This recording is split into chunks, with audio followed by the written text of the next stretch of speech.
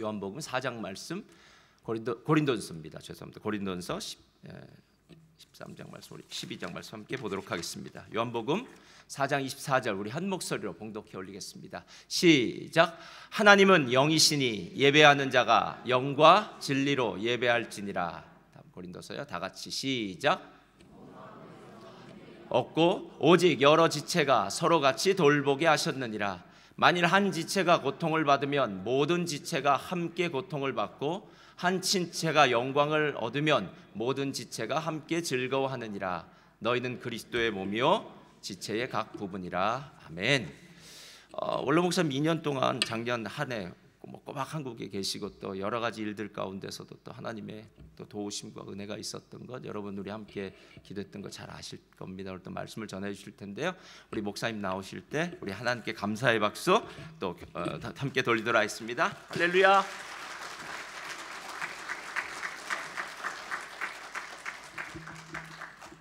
할렐루야.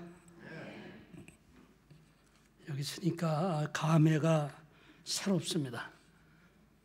설교 요청을 받고 조금 사실 몸짓 당황했습니다.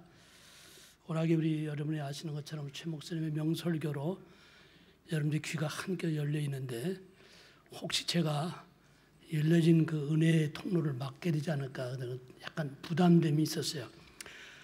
축구 선수가요 매 경기 때마다 그라운드에 뛰어야 되는데 뛰지 못하고 벤치에 계속 앉게 되면 어떻게 되는지 아시죠? 퇴출을 당하든지 아니면 다른 구단으로 가야 돼요. 제가 다른 구단으로 갈 수는 없잖아요. 근데 이렇게 기회를 주셔서 감사하고요. 그러나 또 한편 생각해 보니까 지금 우리 호렙산 기도회로 40일 기도회를 작정하고 좀 저녁마다 우리가 나와서 부르짖어 기도하고 있는데요. 여러분 대표기도 하나 우리 집사님 하시더라도 얼마나 긴장되고 준비합니까? 이 매일 우리 담임 목사님께서 정말 성령 충만한 메시지를 매일 선포하시는데 원로인 제 나이 먹은 제로서 하루 정도는 좀 쉬게 해주는 것도 제가 해야 될 일이다. 그런 생각을 해서 기꺼이 수락하고 이 자리에 서게 됐습니다. 또 저는 착각인지 몰라도 제가 여기 서서 설교한다는 그 사실 자체만으로도 우리 저를 사랑하는 여러분들이 은혜를 받을 것이다 라고 하는 이 착각이도 좋아요.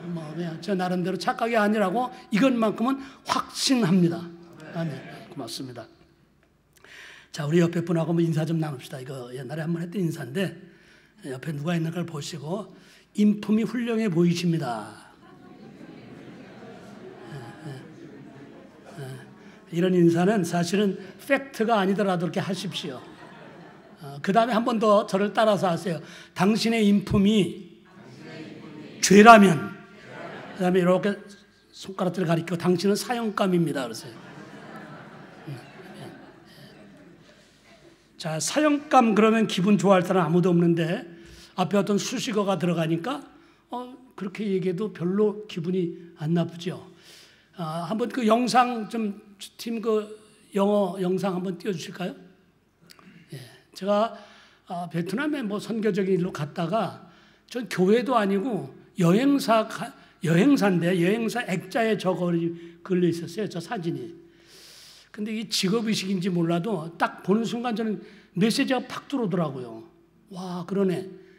아무리 세상 사람들이 세상적으로 잘 나가고 좋아 보여도요. 마이너스 것. 하나님이 빠진 인생은 뻥이요. nothing. 없다는 거죠. 반대로 세상이 알아주지 않고 인정이 뭐 아무것도 없다 할지라도 정말 하나님이 그 손을 붙들고 하나님이 함께 걸어가면 그 인생은 하나님 보시기에 좋았더라라는 인생의 삶으로 된다는 것입니다. 변화되는 것이에요. 이 올해 예수 믿어도요.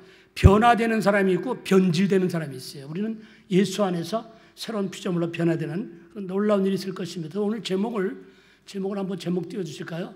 한번 읽어볼까요? 시작. We are one, we are family. 제가 뭐 아직 영어 설교를 잘 유창하게 못하지만 선교제에 가서 가장 제가 자신 있게 외치는 말이 이겁니다. We are one. We are family. 그리고 하나 더 어태치가 되죠. In Christ. 이상하게 그 메시지가 굉장히 강한 임팩트가 있어요. 그래 우리가 모습이 다르고 살아가는 여러 가지 상황이 다르다 할지라도 우리 예수 안에서 하나다. 예수 안에서 한 가족이다 할 때 갑자기 그 성령께서 이 결속력으로 하나 되게 하는 이런 것들을 느낄 수가 있었습니다. 그래서 오늘 제목을 이렇게 붙여보았습니다. 여러분 시너지 효과라는 말을 많이 들어보셨죠? 시너지 효과가 뭡니까? 하나 더하기 하나는 둘이 되어야 돼요. 그런데 둘 이상의 효과를 가져올 때 우리는 그것을 시너지 효과다 이렇게 말하죠. 그런데 이때 공동체 안에서는 이런 상승 효과가 필요한 때가 참 많은데 필요한 것이 이렇게 되기 위해서 필요한 것이 지체의식. 우리가 한 가족이다. 우리가 하나다라고 하는 의식입니다. 성경 곳곳에도 사실 여럿이 하나가 될 때 우리가 하나가 될 때 하나님께서 돕겠다고 하는 약속이 여기저기 기록되어 있죠. 우리가 잘 아는 전도서 42장의 말씀 보면 한 사람이면 패하겠거니와 두 사람이면 옛날 성경은 능히 당하나니 요즘은 맞설 수 있나니 그랬더니 그 다음에 옛 성경은 난 옛날 성경이 더 좋은데 삼겹줄은 쉽게 끊어지지 않는다. 그런데 아마 삼겹줄 하면 갑자기 사람들이 삼겹살이 생각나서 그럴지 세겹줄은 끊어지지 않는다. 좀 어색한 번역을 요즘 새로 했어요. 어쨌든 뭉치고 연합이 되면은 시너지 효과가 일어나서 쉽게 끊어지지 않는다는 얘기죠. 또 우리가 레위기를 지금 요즘 묵상하고 있는데 레위기 26장에 보면은 너희 다섯이 100을 쫓고 그 다음에 100이 그럼 그 숫자대로 비워냐 100이면 2000을 쫓을 수 있어야 돼요. 근데 2000을 쫓는 게 아니라 100이 얼마를 쫓아요? 10,000을 쫓는다고 그랬어요.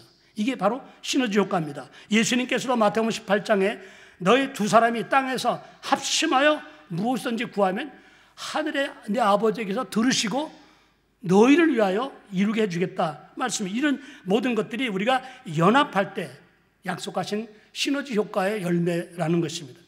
사실 강단에서 정치적 발언하는 것은 굉장히 조심스럽습니다. 그렇지만은 얼마 전 여러분이 아는 것처럼 우리 뜨거운 우리나라에 새로운 대통령 당선자가 결정되었습니다. 사실 이 결정을 놓고 환호하고 박수를 치는 사람이 있는가 하면 또 한편에서는 못마땅하게 생각하고 거부감을 갖는 사람도 있습니다. 왜냐하면 다양한 구성원들이 모인 그 큰 나라라 국가라는 공동체 안에서는 당연히 그럴 수가 있습니다. 그러니까 이럴 때 우리 하나님을 믿는 그리스도인으로서는 그런 상황을 어떻게 해석해야 되는가? 그것은 사실 우리가 각기 다름에도 불구하고 우리는 성경에서 그런 결과를 한번 찾아볼 필요가 있습니다. 성경에서는 분명히 그런 말을 했습니다. 이 권세는 위로부터 주어지는 것이라고 그랬습니다. 다시 말해서 그 권세자가 좋은 사람이든 마음에 들든 안 들든 간에 그 권세를 허락하신 배후의 실제는 하나님이라는 것입니다. 하나님이 역사의 주관자라는 것입니다. 개인의 역사든 교회 공동체의 역사든 한 국가의 역사든 간에 사실은 지지고 볶고 난리를 치지만 그러나 결국은 하나님께서 그 역사를 이끌어가고 있다는 것입니다. 그래서 역사를 우리가 영어로 히스토리라고 말하지 않습니까? 그 어원이 히스토리, 그분의 이야기다. 뭐 거기서 어원을 따왔다. 그런 말도 있는 것입니다. 어쨌든 간에 우리는 이 모든 일에 하나님이 역사하셨다. 그렇게 믿는 것입니다. 최근에 우리 안수 집사님도 기도하신 가운데 언급을 하셨지만 세계적인 이슈가 되고 있는 것이 뭡니까? 우크라이나 상황 아닙니까? 러시아가 그 약한 나라를 침공해서 시작된 전쟁입니다. 근데 제가 뉴스나 유튜브를 보니까 그분들이 예수를 안 믿는 사람인데도 불구하고 그 전쟁을 어떻게 비유하느냐? 골리앗과 다윗의 싸움이다. 이렇게 비유하는 것들을 많이 볼 수가 있었습니다. 사실은 순식간에 끝날 줄 알았던 침략 전쟁이 뜻밖의 젤렌스키 대통령을 중심으로 바로 강요들이 하나가 되고요. 그리고 국민들이 마음이 하나가 된 것 같아요. 그래가지고 막 저항을 하다 보니까 러시아가 당황을 했고요. 세계가 좀 놀라고 있지 않습니까? 뭐 분명히 며칠 쌓이면 끝날 줄 알고 먹힐 줄 알았더니 이외로 강한 저항에 부딪혀서 지금 곤혹을 치르고 있는 것을 우리가 뉴스를 통해서 보게 됩니다. 물론 시간이 지나면 결국은 약한 나라는 결국은 강한 나라에게 먹히게 돼 있고 영토를 점령당할지는 모릅니다. 그래서 제가 말씀을 준비하면서 그런 생각을 했어요. 영토는 강한 나라에 의해서 점령당할지 모르지만 그들이 저렇게 하나가 되어서 나라를 사랑하는 그 애국심마저는 그들이 점령할 수 없을 것이다. 그런 생각을 하게 되더라는 것입니다. 여러분, 그렇기 때문에 공동체가 하나가 된다는 것은 대단히 중요합니다. 우리 교회는 특별히 새 일꾼들을 위해서 기도하고 있습니다. 기억할 것은 우리가 믿음을 연합하는 데 있어서는 역할에 무슨 경중이 따로 없습니다. 직분의 높고 낮음도 교회에서 없습니다. 나 하나 빠지면 전체가 멈출 수 있다. 내가 허물어지면 모두가 허물어진다. 이런 생각을 갖고 교회를 사랑하고 교회를 품고 기도하는 이런 성숙한 성도들이 계속 모이고 하나가 될 때 그런 성도들로 하여금 교회가 아름답게 세워지는 것이고 그런 교회를 하나님이 아름답게 또 강하게 든든하게 성장시켜 주시는 것입니다. 어떤 분이 그런 말을 하더라고. 산을 산답게 구성하는 것은 멋지게 생긴 한 그루의 나무 때문이 아니라 알아주지 않는 못생긴 나무들이 함께 모여 이룬 숲, 그 숲이 산을 산답게 만든다는 말이 있습니다. 우리 교회가 창립 26주년이라고 하는데 저는 계산이 좀 복잡해요. 왜냐하면 사실은 95년도 12월 달에 사택에서 시작을 했거든요. 그때로 따지면 27년이 되고요. 그런데 그 이듬해 이제 3월에 정식으로 우리 총회장님 모시고 창립 예배를 드렸어요. 창립 예배를 드릴 때 벌써 성가대가 몇 개월 만에 구성되어 있었어요. 참 신기하게도 하여튼간에 여러 사람들이 모여서 성가대까지 한복을 입고 찬양을 부르던 그런 기억이 있습니다. 개척 초기 그렇게 한 가정으로 시작할 때만 해도 사실 꿈은 컸는데 현실은 초라했었습니다. 사택 거실이 예배당이고 가라지가 교회 사무실이었고 사택 부엌은 예배 마치고 교제하는 식당 겸 카페였습니다. 그래도 모임의 규모가 크든 작든 간에 하여튼 열심히 모였습니다. 예배했습니다. 하나님의 인도하심을 기대하며 간절히 기도했습니다. 이 교회 저 교회 옮겨가며 전전하던 나그네 생활을 하나님께서는 개척 8년 만에 끝내게 해주셔서 이 본당 건물을 하나님이 선물로 우리에게 구입할 수 있도록 도와주셨습니다. 그리고 이어서 여러분이 저 뒤에 교육관을 또 하나님께서 구입할 수 있도록 도와주셨고요. 이 교육관 내부 공사를 할 때는 참 은혜로웠습니다. 그때 온 성도가 마음을 모아서 그때 1인당 벽돌 1개씩을 하나님 앞에 드리기로 했습니다. 근데 벽돌이 좀 비쌉니다. 요즘 버닝아웃에 가도 그런 벽돌 없을 거예요. 한 장에 1,000불 했으니까. 그래서 그 1,000불의 벽돌을 500장을 그려가지고 저쪽에다가 그래프를 크게 그려놓고 500개를 그려놓고 매주마다 헌금이 들어오는 대로 이 컬러링을 했습니다. 그래서 성도들이 매일 볼 때마다 그 컬러링에서 점점점 채워져 가는 것을 보고 함께 벽을 향해서 손붙잡고 기도하고 하여튼 간절히 기도했습니다. 우리 교회를 이렇게 비하하는 건 아니지만 무슨 대기업의 CEO가 있는 것도 아닙니다. 서로 십시일반 한 마음과 한 마음 기쁨으로 그저 전부 참여해서 교육관 내부 공사는 비도 없이 완공할 수 있었던, 이게 저에게는 사실은 목회를 뒤돌아보면서 몇 가지 기억 남는 것 중에 아주 잊지 못할 그런 아름다운 추억이 됩니다. 거기다가 여러분들이 모두 아는 것처럼 7년 전 하나님의 때가 되니까 우리 교회에 저렇게 명설교가인 최 목사님을 보내주셨습니다. 제가 이거 설교를 원고를 몇 번 다시 쳤어요. 최 목사님 아니 최 목사님 혼자 오셨나? 그래서 가로 열고 사모님 가로 닫고 이래야 이게 문장이 되더라고요. 매번 우리가 성령 충만한 설교를 들으면서 신앙생활을 할 수 있도록 섬세하게 인도하시는 하나님의 은혜를 생각할 때 그 하나님 앞에 우리가 드릴 수 있는 반응은 뭘까? 한 가지밖에 없습니다. 이 모든 것이 하나님의 은혜였습니다. 이거 500밖에 드릴 것이 없습니다. 저를 따라서 하실까요? 이 모든 것이 하나님의 은혜입니다. 동의하시면 아멘 해주세요. 그렇습니다. 여러분, 그러므로 우리는 이런 은혜를 베푸신 하나님 앞에 그럼 우리가 어떻게 더 업그레이드된 믿음의 모습으로 나아갈 수 있을까? 그건 바로 우리의 예배를 다시 한번 더 점검하자는 것입니다. 그리고 우리 성도의 교제를 한 번 더 점검해 보자는 것입니다. 최근에 코로나 때문에 예배가 예배되지 못하고 성도 간의 일상으로 이루어졌던 교제가 겨우 명목만 이어지고 있는 현실을 우리가 함께 경험하고 있습니다. 이럴 때 우리가 집중적으로 회복해야 할 일이 있다면 가장 먼저 하나님께 드리는 예배의 회복입니다. 예배의 회복. 제가 한국에서 들었는데요. 한국에는 방방곡곡 교회들이 있습니다. 시골, 아무리 시골에 가도 예배당이 없는 그런 마을이 없어요. 전체가 6만 개의 교회당이 있답니다. 거기서 예배가 이루어졌어요. 그런데 최근에 16,000개의 교회가 사라졌답니다. 교회 안에 세워지는 데는 얼마나 시간이 오래 걸리는데 2년 만에 코로나 상황 때문에 16,000개의 교회가 사라졌고요. 30-40%의 교회가 유년학교, 교회 학교가 없다는 거예요. 여러분, 이 교회 학교가 없다는 거는요, 교회 미래를 걱정하는 정말 굉장히 심각한 문제입니다. 오늘 우리는 교회 학교에 수고하시는 분들, 특별히 교회 학교 선생님들을 위해서 우리 계속 격려해 드리고요. 정말 손잡아주고 우리가 같이 기도해 드려야 될 일이 참 중요한 일입니다. 왜냐하면 이 교회 학교가 살아나야 이 교회의 미래가 있는 것입니다. 그렇습니다. 그래서 우리가 예배를 어떻게 드리고 있는가? 뭐 그냥 종전대로 순서대로 드리는 예배 드리면 되는 거 아닙니까? 근데 오늘 예배 요한복음 4장 24절 우리 함께 읽은 말씀처럼 하나님은 뭐예요? 육이 아니고 영이시니 예배하는 자가 영과 진리로 예배할지니라고 그랬습니다. 어떻게 예배하는 것이 영과 진리로 예배드리는 것인가? 우리는 구약 시대에 드렸던 그 제사, 예배 정신을 우리가 한번 살펴볼 필요가 있습니다. 어떻게 예배하는 것이? 한국인 목사로서 유일하게 유대인과 랍비들에게 다른 강의도 아니고 레위를 강의한 그런 목사님이 계시더라고요. 예수 전단 출신인데 이중 목사라고. 이분이 유대인들에게서 자기가 배웠다는 게 자기는 신명기를 가장 중요하게 아이들에게 가르치는 줄 알았대요. 그때 신명기가 아니고 레위기 27장까지 있는 말씀을 통째로 외우게 한답니다. 아이들에게 계속 그것을 주입시켜서 그 레위기를 통째로 암송하게끔 만드는데, 여러분 레위기는 저도 읽어보고 여러분도 마찬가지겠지만 레위기 같이 재미없는 성경이 어디 있습니까? 어떤 분은 심하게 그러더라고요. 잠 안 올 때 레위기를 읽으래요. 읽어도 이해도 잘 안 되고요. 그리고 현실과 너무 동떨어져요. 막 소 잡고 양 잡고 돼지 잡는데 요즘 뭐 우리가 다 백정도 아니고 뭐 도축도 아닌데 전혀 안 어울리는 컨셉상. 그러니까 우리가 그거 읽다가 그냥 지루해서 덮어버리고 그럴 때가 많습니다. 여러분 요즘 우리가 레위기를 매일 성경에서 묵상하고 있는데 얼마만큼 여러분들이 정말 그 레위기 속에서 그 예배의 현장감을 여러분이 경험하고 있는지 모르겠습니다.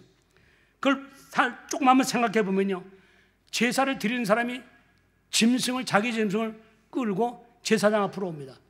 그런데 그 거리가 만만치 않아요. 뭐 다행히 예배 드리는 성소가 동네에서 가까이 있다면 다행이지만 지도를 놓고 보면 단지파는 더 북쪽에 있습니다. 그 북쪽에서 짐승을 끌고 오는 데는 이건 거리가 하루 이틀이 되는 것이 아니에요. 또 짐승이 그냥 시장에서 산 짐승이 아니에요. 자기가 먹이고 자기가 기르던 정이 들었던 그런 짐승들입니다. 그 짐승들을 제사장 앞으로 끌고 옵니다. 그러면 제사장은 그 짐승을 살펴봅니다. 흠이 있나 흠이 없나. 흠 없는 짐승을 잡아야 되기 때문에 그렇습니다. 자, 그리고 그 다음에 그 제의자, 그 짐승을 끌고 온 사람에게 짐승의 머리에 안수하게 합니다. 안수를 왜 합니까? 그 짐승을 축복하라? 그거 아니잖아요. 내 죄가 그 짐승에게로 전가된다는 의식이 바로 그 의식입니다. 안수하는 것입니다. 그 짐승은 조금 있다 펼쳐질 자기 운명에 대해서 전혀 모르죠. 그냥 눈만 꿈뻑꿈뻑거리고 있겠죠. 자, 그래서 짐승을 잡습니다. 성경에는 짐승을 잡고 소를 잡고 혹은 양을 잡고 염소를 잡고 죽이고 이렇게 간단하게 써 있지만 여러분 그 과정이 정말 간단할까요?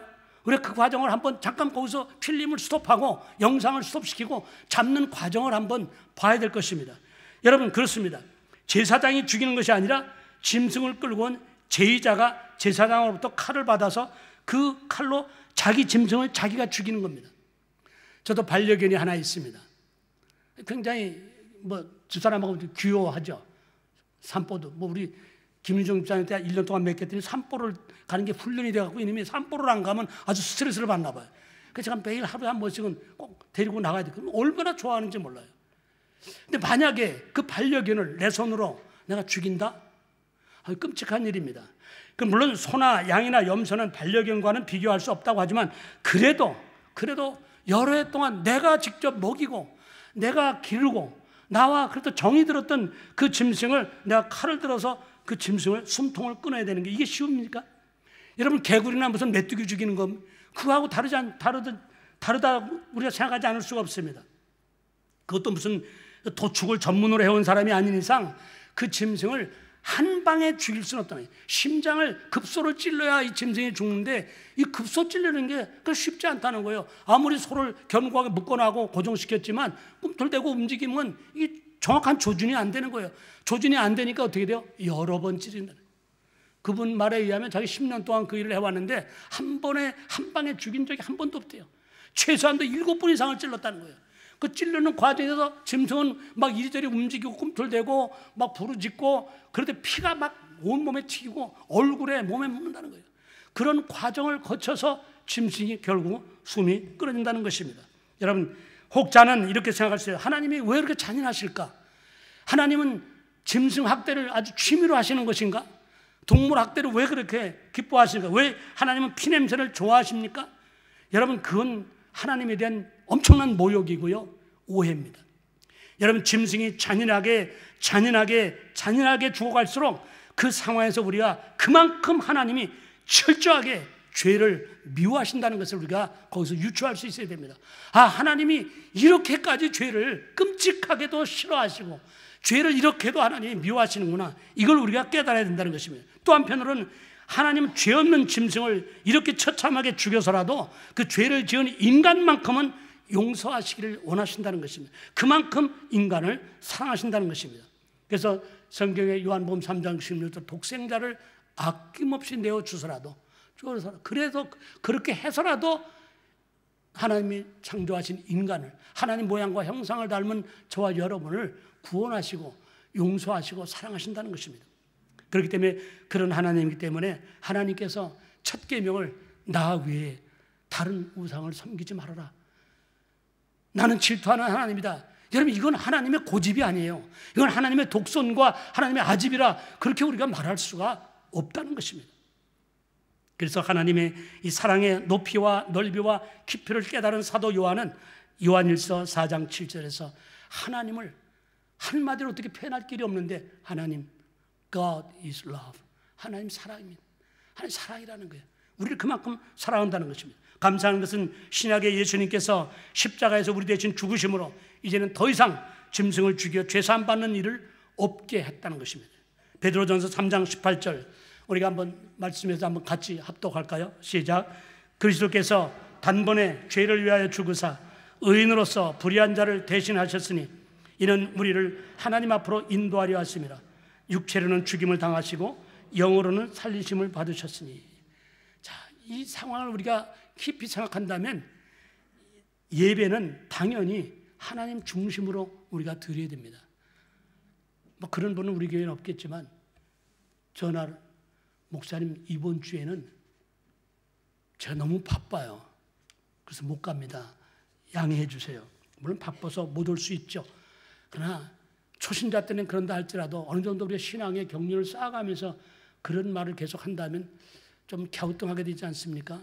그런 좀 나요. 어떤 분은, 목사님 오늘 제가 몸이 좀 찌부둥해가지고, 찌부둥이요, 그냥 뭐 어디 뭐 좀 중병이 걸려서 오늘 우리 김대건 안수 집사님 지팽이 짚고 나왔어요. 지팽이 짚고 그냥 할 수 있으면 나왔다는 거죠. 회복되는 과정에 참 하나님의 은혜를 주셔서 얼마나 감사한지 모릅니다. 여러분, 예배는 나 중심이 아닙니다. 우리가 다 알죠. 머리로 다 알죠. 머리로 다 아는 것보다 가슴으로 말씀을 들어야 되고요.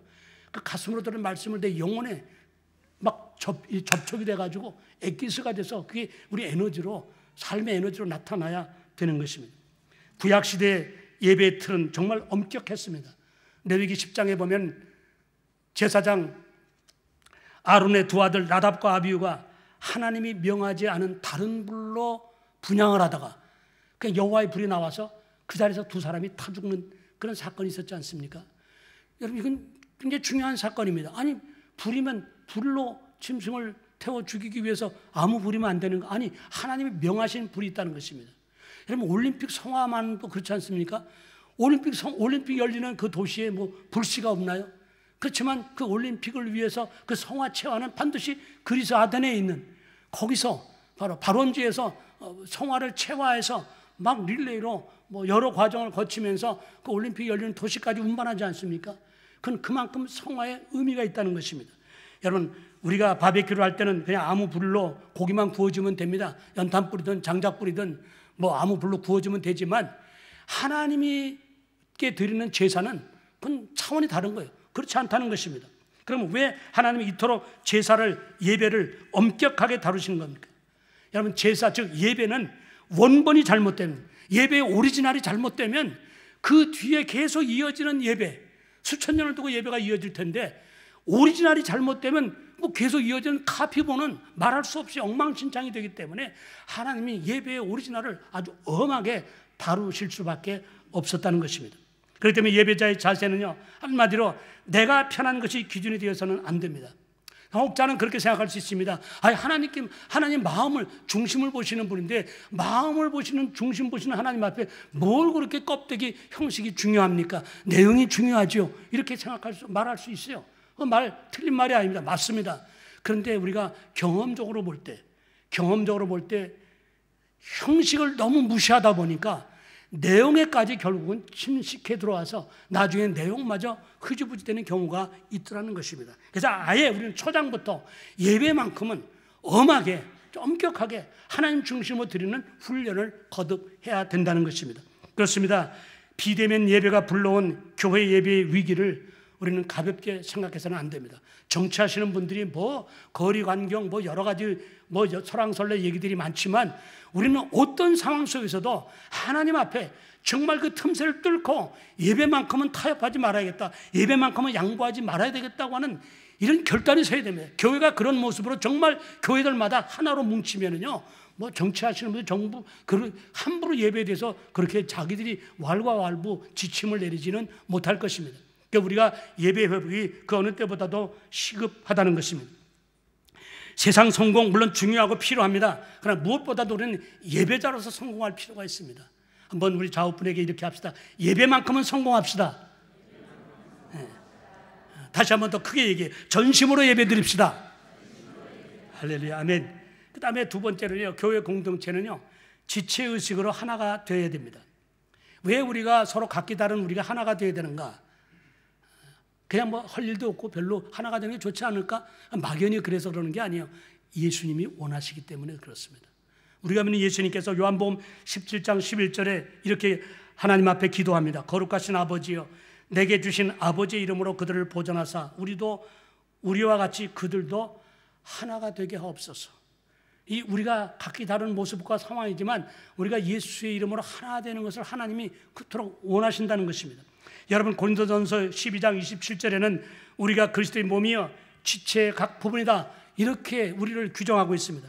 지체가 각기 다르게 생겼어도 몸에 붙어있기 때문에 역할은 달라도 하나입니다. 손, 발, 여러 가지 몸이 생긴 게 모습이 다르죠. 눈, 귀, 코 다 다르지만 이 원바디에 붙어있기 때문에 하나라는 거예요. 따로따로 노는 게 아니라는 것이죠. 여러분, 그렇습니다.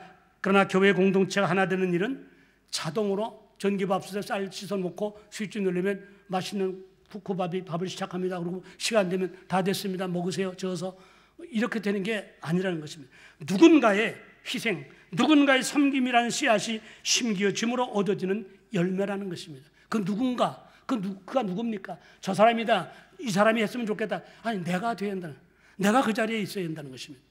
왜냐하면 공동체 안에는 각기 다른 생각과 다른 경험, 다른 교육을 받고 자라온 사람들이 섞여 있기 마련입니다. 그렇기 때문에 서로 불편함을 느낄 때가 당연히 있기 마련입니다. 우리는 가끔 나와 다른 것에 대해서 잘못된 생각을 할 때가 많습니다. 나와 다르면 일단은 경계합니다. 나와 다르네, 일단 경계합니다. 심한 사람은 적으로, 애니미로 봅니다. 특히 한국 정치판이 그런 것 같아요. 편가르기, 그냥 좌우가 갈라져가지고 이거 아니면 서로 나쁘다, 이렇게 아주 단정을 지어요. 여러분, 다른 것은 그냥 다른 것이지 꼭 나쁘다는 것은 아닌 것입니다. 물론 몇몇 예외는 있을 수 있겠어요. 아주 몰상식하거나 아주 무례한 경우 좀 문제가 되겠죠. 그런데 사실 말씀을 준비하면서 그런 경우라 할지라도 사실은 어떤 때 그 사람이 자라온 환경, 그 사람이 배워온 어떤 습관, 여기서 기인한 것일지도 모른다라는 그 생각까지 우리가 들어가야만 되는 것입니다. 그래서 우리가 그 배경을 생각하고 자라는 환경을 좀 이해하고 기다려줘야 되는 일이 사실 있더라고요. 여러분, 70 넘게 살아보니까 인생이 좀 그럴 수도 있다라는 생각을 하게 됩니다. 그래서 피하 간에 이 서로 다른 것을 하나로 묶는 기술, 하나로 엮는 원칙이 있어야 되는데 그게 바로 지체의식이라는 것입니다. 한 가족이라는 것입니다. 시스템만으로 봐서는 우리가 조폭에게서 배울 것이 많아요. 그 내용까지 삶까지 배우라는 것이 아니라 그들은 한 사람이 감옥에 들어가게 되면 가족을 책임진다. 구조가 그래요. 다른 거 배우지 마세요. 서로를 돌보는 거예요. 어려울 때 내가 돌보는 거예요. 여러분, 그게 지체의식인 것입니다. 근데 우리는 나와 다름을 이해하고 품기보다는 아예 상대를 무시하거나 관계를 맺기를 피하게 되는 경우가 더 많다는 것입니다. 그럴 때 우리가 꼭 잊지 말아야 될 것이 있습니다. 누가 다르게 지었는가를 알아야 돼요. 누가 우리를 이렇게 서로 다르게 지었는가. 여러분, 성경은 이렇게 말합니다. 에베소 4장 7절에 우리 각 사람에게 그리스도의 분량대로 은혜를 주셨나니. 분량대로라는 말은 뭐래요? 일조로 그냥 티피컬하게 똑같이 주지 않았다는 거예요. 다 다르게 됐다는 거예요. 물론 어떤 사람이 좀 많이 주고 적게 주고는 차이는 있어요. 그러나 100% 사람에게 몰아주지는 않았다는 것입니다. 왜 몰아주지 않았을까? 서로 다르게 해서 서로 하모니를 이루기를 원하신다는 것입니다. 그게 하나님의 소원이에요. 하나님은 다르게 줄 수 없어서가 아니라 하나님은 뭐 똑같이 줄 수도 있지만 그렇게 안 한 이유가 서로 다르게 해서 서로를 아름답게 서로를 도우라는 거예요. 서로 하모니를 이루는 모습을 보기를 원한다는 것입니다.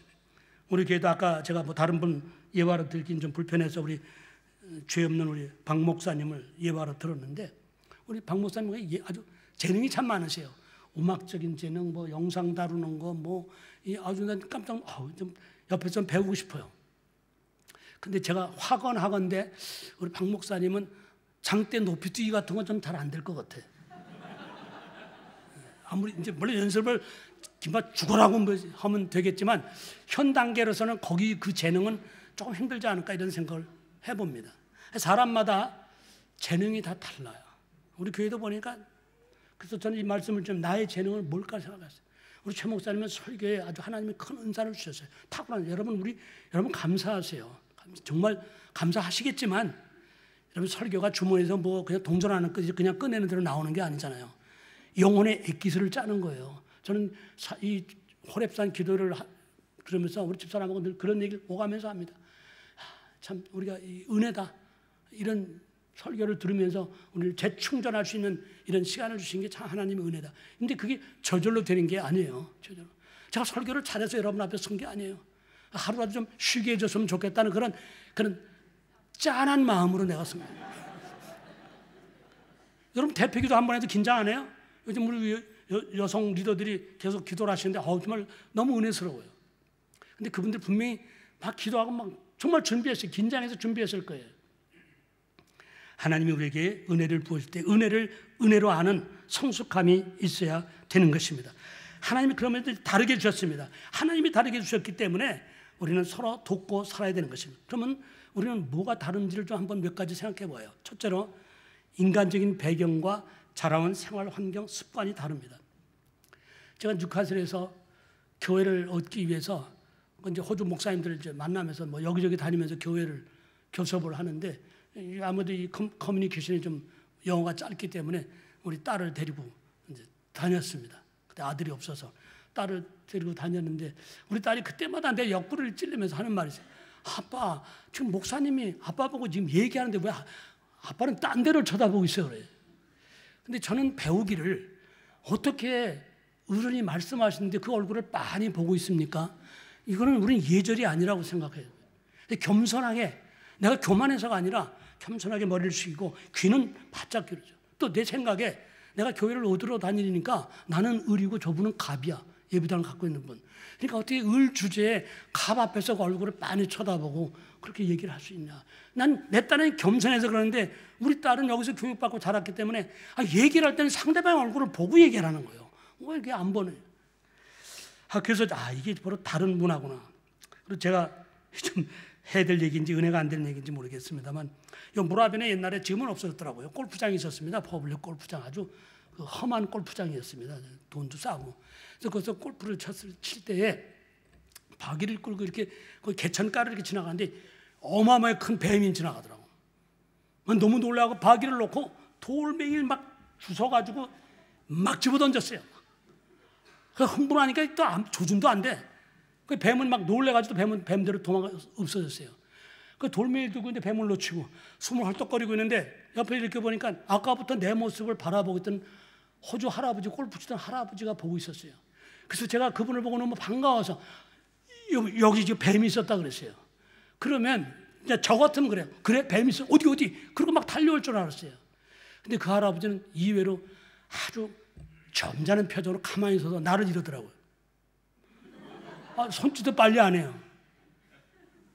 제가 갑자기 분위기가 싸해져서 왜 이러지? 그리고 슬금슬금 다가가니까 하는 말이 첫 마디가 뱀이 너를 공격했냐 그러더라고요. 와, 난 그때 그 말이 지금도 막 들 거야. 뱀이 너를 공격했냐? 뱀이 나를 공격 안 했죠. 그럼 내가 그걸 잡아갖고도 뱀탕을 먹으려고 그런 것도 아니, 난 그냥 왜 그런지 나도 몰라요. 그냥 막 액션이 막 나온 거야. 근데 뱀이 너를 공격하려고 그러냐. 그래서 제가 말을 못하고 어벙벙 하고 있으니까 돌멩이 손에 들고, 그랬더니 그분이 이어서 하는 말이, 뱀은 너를 공격하지 않았는데 너는 왜 그 뱀을 죽이려고 했느냐. 저는 진짜 목사인 것이 창피하고 부끄럽고요. 그날 하루 종일 멘붕 상태로 있었어요. 진짜로. 이게 문화 충격이에요. 뭐 한 예지만 하여튼 간에 이게 제가 그걸 몰랐어요. 호주에 살면서 이 문화도 이해될 부분이 있다. 여러분 그런 경험 해보셨습니까? 호주 사람들이 밥 먹다 식탁에서 코를 아주 장엄하게 풀어요. 오늘 깜짝 놀라서 참 이게 뭐야 이게 버르장머리 없이 이게. 그런데 이 사람들은 그 예사로 하더라고요. 근데 우리 한국 어른들은 또 식사 옛날에 잘 대접받으면 이를 쓰시면서 잘 잡수셨다고 끄 하고 트림을 합니다. 호주 사람들은 또 그 트림하는 걸 아주 그냥 야 그러잖아요. 이게 뭐예요? 문화 차이라는 문화 차이. 여러분 연애할 때는 나에게 없는 습관이나 성품이 매력적으로 보일 때가 있습니다. 그러나 결혼 후 함께 한 지붕 아래서 한 손 먹으며 24시간 지나겠다 보면 나와 다른 것들이 짜증과 다툼의 원인이 될 때가 있다는 것입니다. 내가 1부에 이 예화를 했기 때문에 2부에 안 하려고 그랬는데 안 하면 목사님은 사모님을 굉장히 두려워하는구나 이럴까 봐 과감하게 하겠습니다. 집사람이 절 보러 연애할 때 털털한 제 성격이 매력이라고 그랬습니다. 그런데 어느 날부터인가 당신은 뭐 좀 사람이 가깝고도 알면 속에 있는 걸 다 내놨는데 다 털어놓는다 이게야.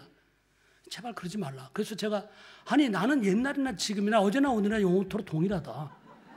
근데 왜 그걸 옛날에는 매력이라고 지금은 왜 안 그렇다고 그러냐 그랬더니 지금은 옛날과 달리 목사라는 직함을 가졌기 때문에 좀 달라야 된다 이게야. 물론 저에게 그런 권면을 해주는 사람은 저를 정말 찐사랑하는 아내밖에 없기 때문에 누가 그런 얘기를 해줍니까? 그래서 제가 달게는 받습니다.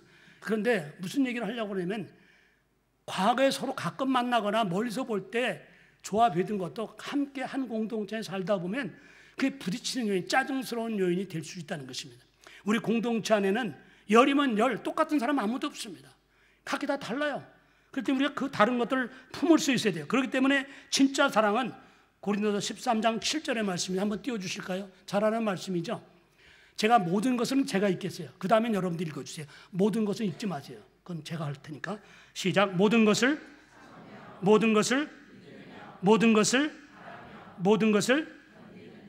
동의하시면 아멘 해주세요. 이게 사랑에 대한 엑기스 성경의 말씀이에요. 주례할 때 제가 가끔 이 말씀을 인용합니다. 이거는 정말 로맨틱하지 않아요. 이렇게 미사여구 필요 없어요. 정말 오히려 이 진짜 사랑은 참는 거구나, 믿어주는 것이고, 바라는 것이고, 견디는 것이. 이게 좀 힘든 거죠. 그게 사랑이라는 것입니다. 그 다음에 우리가 공동체 안에서 하나 되기 위해서 해야 될 것이 서로 믿음의 크기가 다르다는 것입니다. 믿음이 열등이나 우등이나 이런 문제로 다뤄서 접근해서는 안 되는 문제입니다. 자라가는 과정이 다르기 때문입니다. 어저께 등록한 새신자에게 당신 왜 새벽기도 안 나와? 이렇게 말하는 사람 없지 않습니까? 그럼 왜 그렇습니까? 아직은 때가 아니고 자라지 않았기 때문에 그렇게 우리가 이해하는 거예요. 그런 컨셉으로 우리가 모두를 바라본다면 품지 못할 사람 아무도 없고요. 이해하지 못할 대상 아무도 없습니다. 로마서 14장 1절에서 3절은 이렇게 말합니다. 믿음이 연약한 자를 너희가 받되 그의 의견을 비판하지 말라. 어떤 사람은 모든 것을 먹을 만한 믿음이 있고 믿음이 연약한 자는 채소만 먹느니라. 그렇다고 야채 먹는 사람이 약하다 그건 아니죠. 먹지 않는 자를 업신여기지 말고 먹지 않는 자는 먹는 자를 비판하지 말라. 이는 하나님이 그를 받으셨습니다. 교회는 아직 흡연에 대한 그를 못 끄는 분들도 계십니다. 저도 그랬어요. 저도 집사 증받고 계속 폈어요. 나는 근무하는데 하루는 그분이 순복음, 저는 다른 교회 다니는데 그 순복음 청년이었는데 그분이 저 박종환 씨예요. 예? 당신 교회 집사라며? 어떻게 알아? 집사님. 맞아. 근데 이렇게 그 담배 피고 있어. 그래요. 그래서 끊으려고 했는데 안 되네. 사실 끊으려고 무지하게 노력했어요. 제가 최고 인간적으로 노력한 게 14일인가 그랬어요. 괜히 애꿎은 칫솔 새거 샀고 매일 그냥 이빨이 뭐 죄가 있나 그냥 뭐 하여튼 입을 학대했어요. 그럼 끊을 줄 알고. 근데 그렇게 학대하다가 14일 만에 못 참고 키니까 와 완전히 그냥 황홀해. 더 힘들었어요. 그런데 그분이 어느 날 근무 중에 나타났어요. 그럼 날 보러 박종환 씨 요즘 담배 안 피죠? 그래. 그래서 깜짝 놀랐어요. 담배가 내 주머니에 있는데 그러고 보니까 제가 이틀인가 담배를 안 폈어요. 저도 몰랐어요. 정말 안 폈네? 그랬더니 앞으로 당신은 안 피게 될 거예요. 그래. 그때 정말 저는 뭐 등골이 오싹하면서 무서웠어요. 아니 그래서 제가 좀 더듬거리는 말로 아니 담배는 내 주머니에 있는데 어떻게 당신이 그렇게 확정지어서 말을 해? 그랬어요. 그랬더니 3일을 금식했대요. 그 제목을 놓고. 근데 하나님이 이제 박종환이 담배 안 필 거니까 걱정하지 마라. 그런 응답을 받았다는 거예요. 좀 사만인적인 그런 해석을 하면 뭐 어쩔 수 없겠지만 저의 경험은 그랬어요. 근데 그 말을 듣는 순간 뒤에서 누가 이런 큰 한마로 내 뒤통수를 때리는 것 같았어요. 땅 했어요. 정말 엄청난 충격이었어요. 그리고 그 다음부터 정말 그림같이 그러고도 거의 이 담배를 갖고 다니 혹시나 싶어서 왜 또 끊었다 그러다가 또 피면 사람 망신당하니까 그냥 갖고만 다녔어요. 근데 어느 날 하나님이 그런 마음을 주시더라고요. 너 언제까지 그렇게 바보 같은 짓 할래? 그래서 그냥 우겨서 쓰레기통에 집어던지면서 담배. 근데 얼마 전에 이번에 한국 가서 치과를 갔어요. 치과에서 치과 검진을 하는데 간호사가 그러더라고요. 담배를 끊으셨으면 좋겠습니다 그러더라고요. 뭐 치석이 니코틴인가 있는가 봐요. 그래서 깜짝 놀라가지고 담배요? 끊은 지 40년 됐는데 그랬거든요. 근데 놀래가지고 그 커피를 많이 드시는가 보죠. 그래. 하여튼 뭐 그런 오해가 좀 있었는데 어쨌든 간에 나는 그때 중보의 위력을 가볍게 봐서는 안 돼요. 우리가 호렙산 기도회로 중보하지 않습니까? 여러분 하나님이 우리의 중보를 들으시고요. 어떻게 역사할지 알 수 없어요. 그러니까 우리가 어떤 기도의 제목을 받아가지고 간절히 함께 기도할 때 하나님이 역사하시는 것을 믿으시길 바랍니다. 부끄러운 얘기지만 세계사전에 등재되었다고 하는 부끄러운 한국어가 있죠. 내로남불. 뭐 영어로 그렇게 쓴다고 그래요. 근데 교회 안에도 교회형 내로남불이 있어요. 어떤 분이 주여 주시옵소서 주시옵소서. 그 기도하는 모습을 보고 너무 기복적으로 흐르고 있다. 그렇게 평가하는 분들이 간혹 있습니다. 물론 그럴 수도 있죠. 그런데 자기도 기도하다 보면 주시옵소서 이렇게. 그러면서 자기는 그렇게 얘기해요. 나는 하나님의 약속의 말씀을 근거로 기도한다. 구하라고 했기 때문에. 그래서 난 구한다는 거죠. 또 누군가 헌금을 가진 게 많지 않아서 변변치 않아서 조그만 헌금을 드리면 아이고 믿음이 그렇게 인색하냐. 작은 너무 짜다. 그런. 자기가 헌금을 조금 드릴 때는 예수님께서도 과부의 2렙돈을 칭찬하셨다.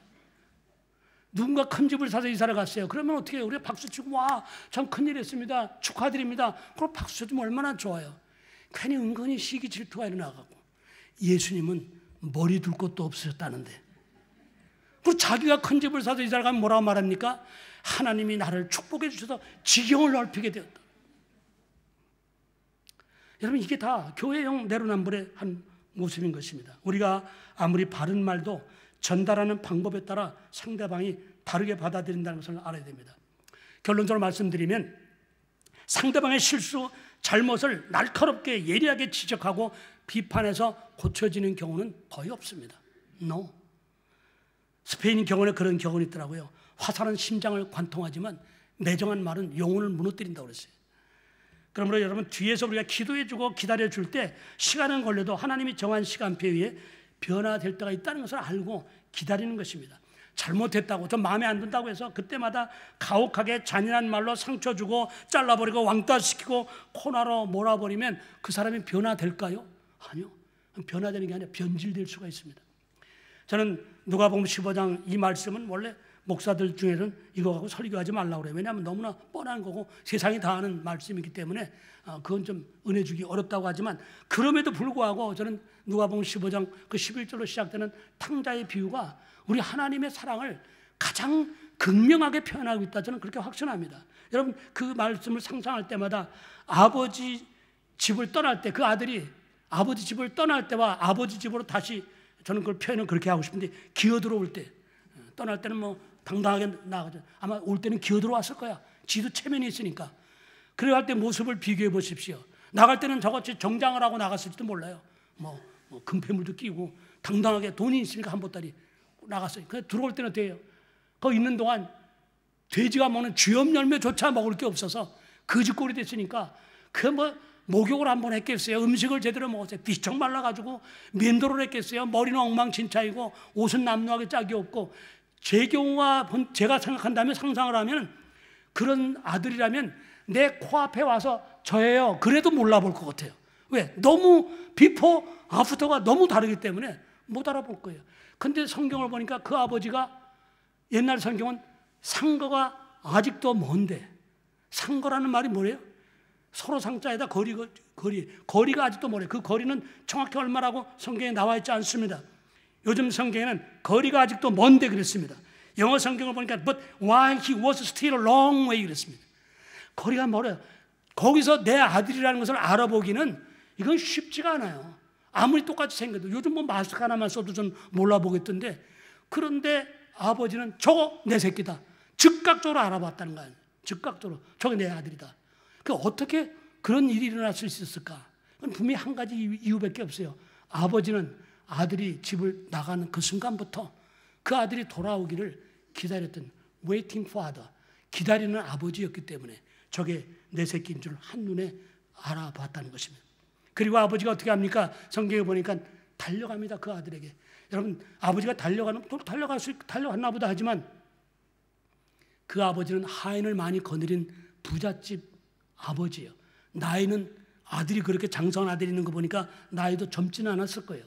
늙은 아버지가 뛰는 거 쉽지 않아요.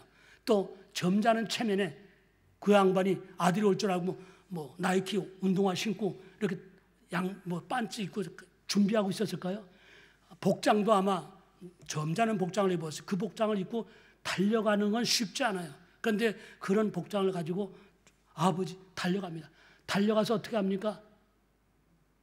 끌어안았다고 그랬어요. 나는 그 끌어안았을 때 이 아들 몸에서 냄새가 났을까 안 났을까? 우악! 막 코를 찌르는 냄새가 났을 거예요. 이게 뭐 목욕을 제대로 한번 했어요? 뭐 그냥 엉망진창인 아들을 껴안은 것만 아니라 입을 맞춰서 가능할까요? 여러분 왜 기다렸을까요? 아버지가 그 아들을 기다린 이유는 한 가지입니다. 회복시키기 위해서 기다리신 거예요.